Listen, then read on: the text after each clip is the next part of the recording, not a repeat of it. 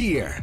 Yeah, Dubai Airshow is, of course, leading the headlines at the moment, and we couldn't be down here without the grace, the favour and the support of Dubai Airports themselves.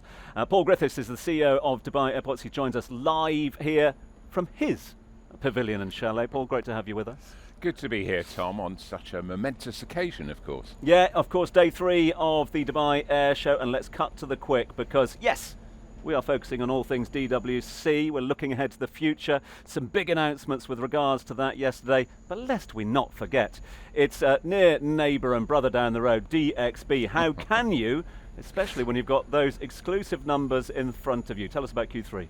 Q3 has been particularly strong, actually, Tom. 24.2 million passengers, 1.9% up on last year. Busiest month was actually August, 8.46. Forecast for 2025, still 95.2 million. Year to date to end of September, 70.1 million. So a very, very strong performance. We're headed for yet another record year. And I'm assuming that with that footfall comes records when it comes to baggage handled, when it comes to total traffic as well, all the numbers heading up? Absolutely right. But the good number that's heading down is the number of mishandled bags. We are now below 1. Now the industry average is about 7.5 per 1,000 bags that are lost or misplaced in the systems worldwide, but we trend to the absolute lowest number possible, and to go below 1 bag per 1,000 is pretty amazing.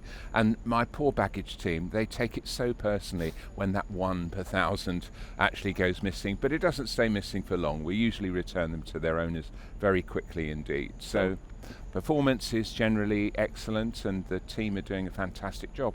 And I think really that's just testament not just to Dubai Airports but the entire aviation community, and of course we see it here at the Airshow every day, don't you? That amazing collaboration between everyone. And I wanted to ask you about that collaboration because, you know, a lot of our listeners out there will think, okay, yeah, obviously the big focus is on passengers, getting through the airport as efficiently and quickly as possible, but as you mentioned, all those moving parts.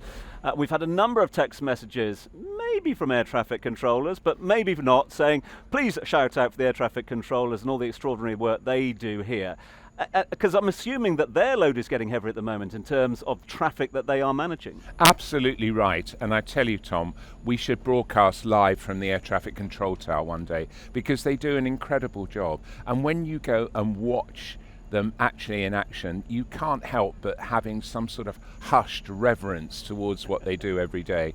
And it's just quite incredible when you see the complexity of the arrivals and departures and all these little dots on a computer screen, you know, perfectly assembled in absolute precision, heading towards or away from our runways. I mean, it's absolute poetry in motion. I'll take you there. We'll give your viewers and listeners an inside track. I would very much look forward to that. Okay, that's DXB, which is in fine fettle at the moment, as we expect, under extraordinary management and with everything that's going on. Let's talk here, DWC. Let's talk the future as well, because I'm getting that vibe this year, Paul, that there's a lot more. Whereas in previous air shows, in previous conversations, we said, oh yeah, somewhere in the future, DWC. But it sort of feels real this year. The investments are coming through, the announcements from partners as well. Is that the case that you're feeling as well? Well, it has to be real. I mean, if you look at the number of aircraft that have been ordered this week, and I've had a fairly strong hint from my boss that these won't be the last announcements this week. There's still more to come. So I think the thing is, and obviously we had that fantastic announcement yesterday from the UK, their investment of $3.5 billion into the infrastructure here at DWC. We absolutely have to have it now. It's not an optional extra. We will be running out of space at DXB ultimately, even though people told me back in 2009 that, oh, you'll never get above 60 million at DXB, but here we are tracking at 95.2 with 114 million projected for 2031. So the move, which we thoroughly hope and believe in, that will be in 2032, will see us with 124 million people wanting to go through our airports. So the infrastructure has to be ready, and the vote of confidence we've had in investment and the supply chain, the way the whole thing's coming together, it is definitely, as you say, a real live project. Sheikh Ahmed mentioned it yesterday in his biannual speech down here at the Air Show as well, talking about the potential costs to facilitate those smooth operations. But again, pointing to that infrastructure need. Yeah, okay, we talk about terminals, we talk about planes getting in, but as he mentioned, we will need a catering facility, we will need hangars. But what's interesting is you're saying there, it's not just investments from Emirates and Dubai, it's the international investment that's key to the growth of this airport. Well, if you think about it, an airport is a key strategic asset for any country, and no more key and no more strategic than here in the UAE.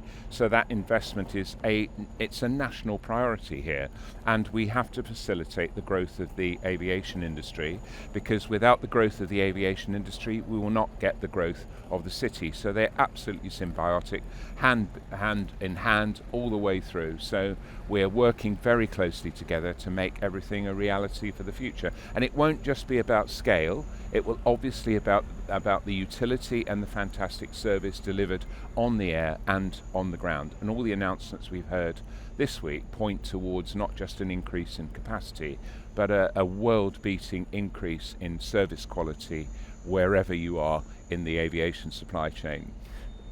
To all things DWC, Al Maktoum International, where we are at the moment. Got to ask the when question. Again, we're waiting for specifics on this, but still on track for early 2030s? Oh, absolutely. 2032 is the absolute move-in date. You know, we've got to have an infrastructure that's ready, because DXB, even with all the investment we're putting in technology to smooth the flow, we will ultimately run out of space. There is a limit, but we haven't found that limit. We're still confident we can do 115, 120 million through DXB, but at some stage the big move will have to happen, and it will make history, just like everything else we do. Couple of quick ones to wrap up before we say a big thank you. Obviously, I'm sure we'll talk to you before the end of the year, but we're coming into a very busy period down at the airport. A lot of people will be travelling within the next couple of weeks. Your advice? Get to the airport early, check in early, make absolutely sure you enjoy every single commercial offer that we've got. We've got great restaurants, great bars. Just check in and chill out. We will definitely talk to you more and get more advice before people and the great exodus for the festive period. Last one from me. A big thank you, obviously, from all the Dubai Eye team, as always, for your time and for hosting us.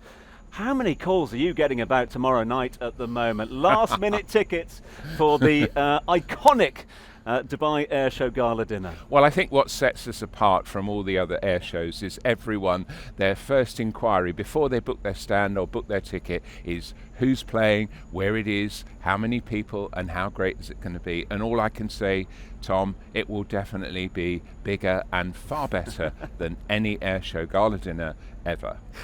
Much in line with the air show itself. Indeed. Paul Griffiths, it is always a pleasure. It's never a chore chatting with you, especially on your terrace as well. Paul Griffiths is the CEO of Dubai Airshow. He's live down here at the air show. He's live on the Business Breakfast.